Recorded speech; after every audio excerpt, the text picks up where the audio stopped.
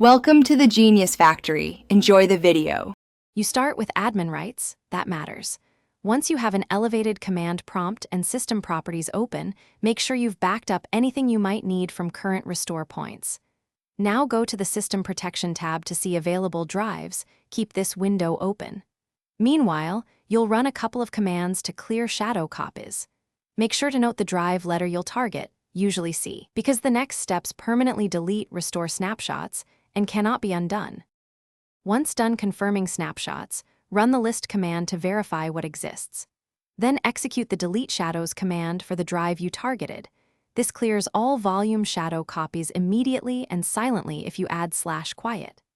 After deletion, resize the shadow storage for that drive to a very small size so Windows can't recreate many snapshots.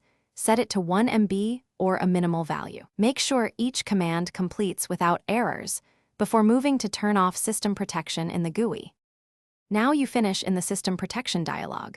Select the drive, click Configure, and choose Turn off System Protection. Confirm when asked to delete all restore points. Apply and OK to save changes.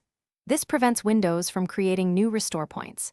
If you encounter an error saying a shadow copy is in use, stop the volume shadow copy service in Services, MSC, or reboot into safe mode and rerun the vsadmin delete and resize commands. Then repeat. Thanks for watching. If you found this helpful, don't forget to like and subscribe.